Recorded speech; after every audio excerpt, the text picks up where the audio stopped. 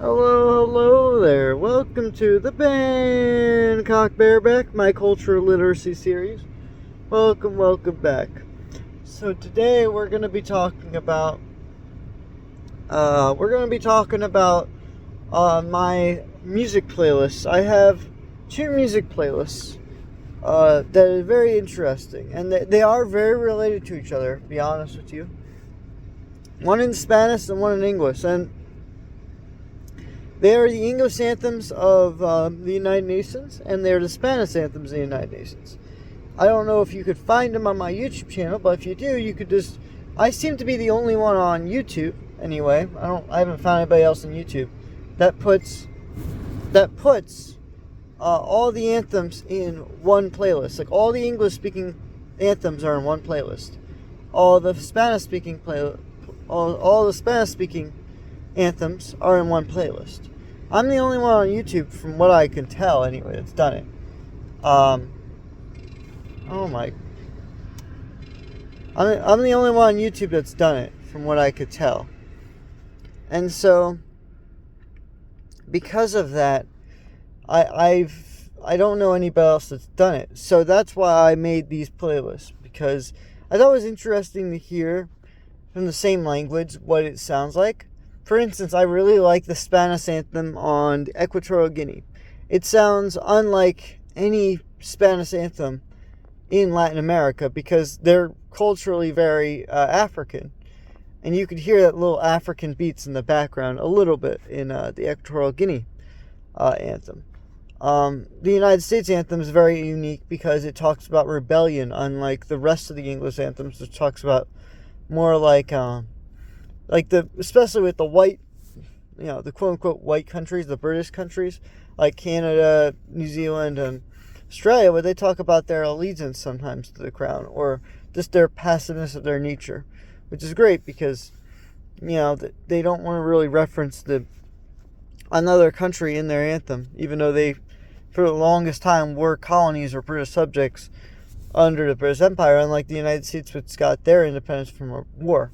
So it's quite interesting to hear, like, our anthem and hear how violent it is with bombs blasting in air. I mean, it's not really violent necessarily, but it's like just the words seem pretty violent.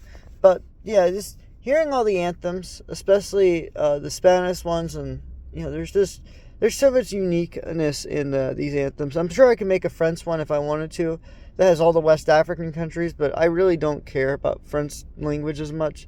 I think Spanish and English are perfect, especially for any American that needs to learn those languages.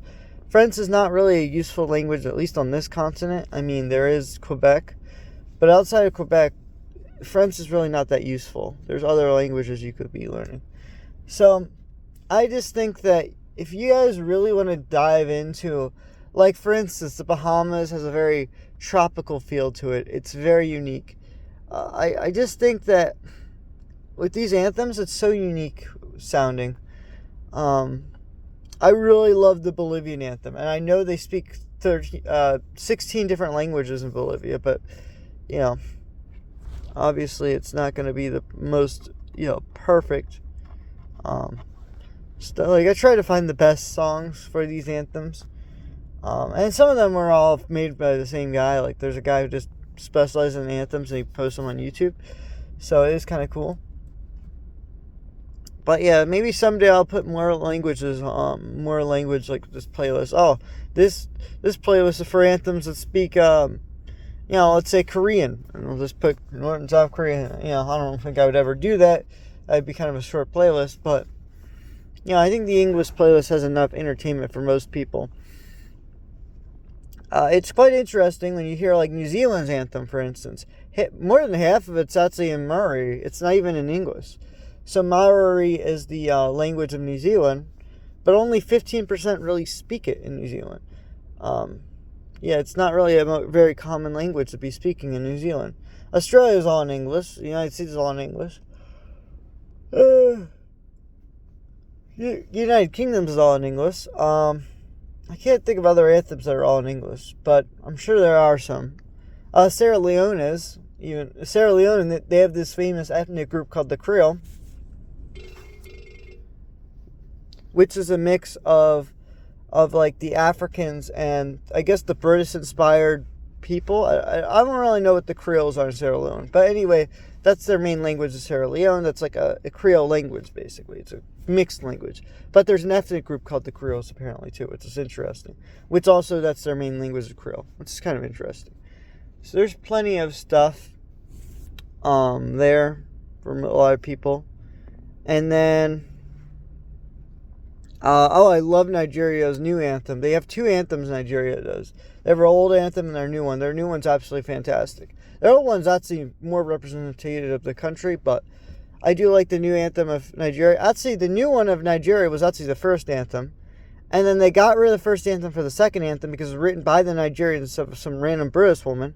And then they got rid of the old anthem because, the second anthem, because they were having a political conflicts. And they're like, well, let's go back to the unifying anthem of the first anthem. So that's what they did. So technically the first and third anthem are the same thing, but they did a little bit different in the first and third, I guess. They put a little bit more instrumental, just a tiny bit more. So it's kind of interesting. Other than that, I don't really know what to talk about. Uganda is one of the best. You could understand all the words in Uganda. If you speak English, most likely you will understand almost all of Uganda's words. While I don't really like the idea of talking about God that much, they do talk about God a little too much in their song. Oh, Guyana. I completely forgot about Guyana. Guyana is absolutely beautiful.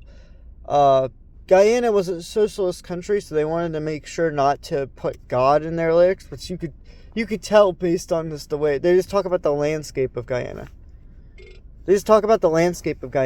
And yeah, it's crazy. Guyana is pretty good. I do recommend Guyana, the Guyanan anthem. And there's a lot there that Guyana. Barbados has the weirdest one because Barbados sounds like a very old-fashioned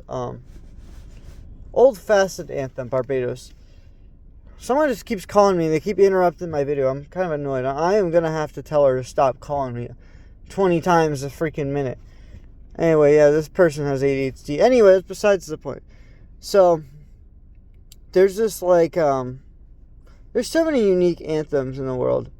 I'm surprised the Philippines doesn't use English, to be honest with you. India, same thing. I'm surprised with how many languages India speaks, and especially since the South does not like speaking northern languages, because the South has a very distinct dialect from the North, that they claim they are completely separate from the North, actually. Their Darwinian language in the North is an Indo-European, meaning Indian. Indo-European means Indo means Indian. So basically, Indo-Europeans are the people that spread across the world and took over India and Europe, basically. But the South was never taken over by the Indo-Europeans. Maybe they were subjugated by them. So that's why India is united today. But they were never fully conquered. Their language was never fully died out. So there's 200 million speakers of Darwinian languages. So, yeah, it was just kind of interesting.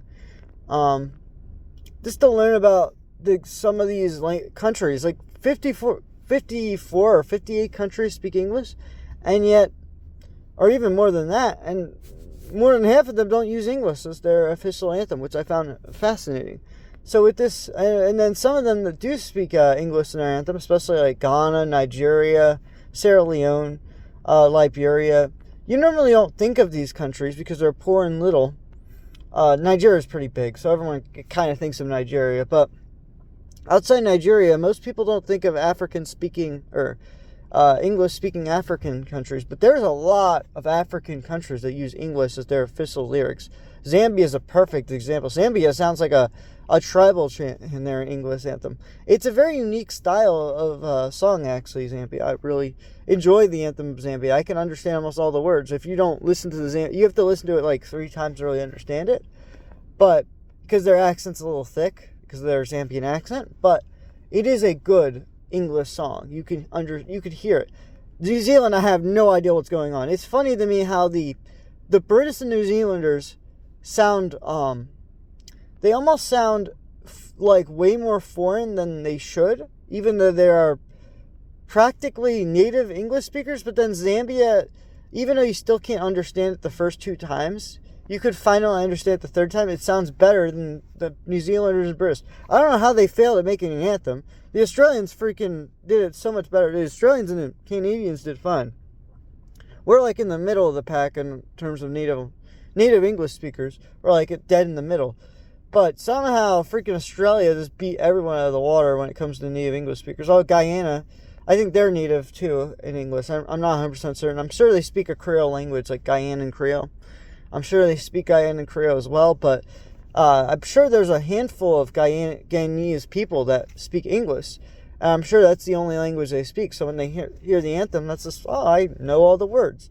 But I find it fascinating, like Nigeria, 40% of Nigerians can't understand English.